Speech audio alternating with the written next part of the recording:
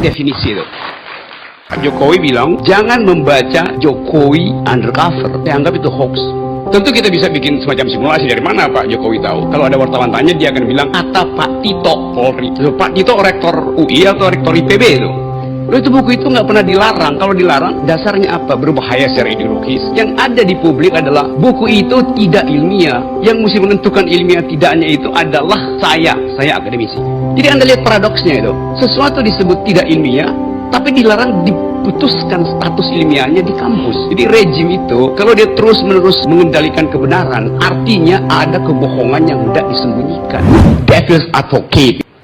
Itu sama dengan mengatakan bahwa iblis tidak pernah berbohong. Iblis memang tidak pernah berbohong. Dia hanya menguji orang supaya kebenaran kita itu terus-menerus terpelihara. Orde Baru, dulu yang namanya Jenkins Papers, Soeharto and his General, itu dianggap sebagai hoax. Sebelumnya ada Cornell Papers, juga dianggap sebagai hoax itu. Belakangan ada Panama Papers, juga dianggap sebagai hoax itu. Tetapi fungsinya adalah mengingatkan ada yang disembunyikan oleh rezim. Sekarang kita punya KUHP yang mengatur tentang fitnah segala macam itu. Tapi pemerintah ingin lebih dari itu, yaitu mengatur cara orang berpendapat. Itu bibit dari totalitarianisme. Tentu Anda nggak bisa bayangin totaliter pakai tentara, pakai polisi. Itu zaman dulu. Tapi totalitarianisme sekarang itu bisa dilakukan dengan cara yang sangat hegemonik, dengan soft power, mengontrol pikiran orang. It's a kind of totalitarianism. Kebebasan itu bukan hadiah dari negara, tapi hak yang mesti diperjuangkan setiap hari oleh setiap orang dengan cara sendiri dan dengan usaha bersama. Terima kasih.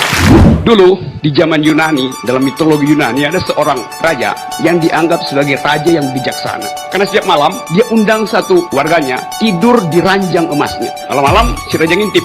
Kalau rakyatnya tubuhnya lebih panjang dari ranjang emas si raja, digergaji kakinya. Kalau lebih pendek ditarik supaya fit and proper, pas panjangnya dengan panjang raja tuh. Jadi dia layani publik itu, tetapi dengan ukurannya sendiri, dan kebenaran semacam itu yang disebut sebagai gejala awal otoritarianisme. Pak Ahok bilang begini, Jakarta Human Development Index-nya tertinggi se-Indonesia 2 tahun berturut-turut. Oleh karena itu dia dapat award 4 kali. Sebagai fakta benar, tetapi sebagai pesan politik itu adalah hoax.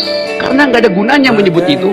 Karena dari 10 tahun lalu, 12 tahun lalu, Jakarta selalu di atas memang. Karena ibu kota dengan APBN 70 triliun. Nama menterinya Etienne Silhouette.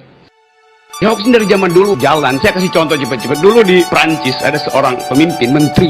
Dia itu setiap hari bilang, Prancis nggak ada masalah, kita punya banyak uang. Tapi besoknya dia keliling, majakin rakyat. Bahkan pintu rumah yang kelihatan agak mewah dipajakin itu. Pajak pintu rumah itu, ya bayangin. Jadi dia berbohong terus setiap hari. Saking keselnya orang, rakyat Prancis, si menteri itu kalau digambarkan di media massa, di pers, cuman digambarin hitam putihnya aja tuh. Nggak pernah mukanya. Orang kesel jadi dibikin hitam putih. Bentuknya siluet. Jadi dari nama menteri itu dibuatkan meme yang mengolok-olok. Saya nggak tahu siapa yang akan kita jadikan siluet hari ini nih dalam pembicaraan semacam ini. Menteri kah? Atau dia di tingkat lebih di atas lagi?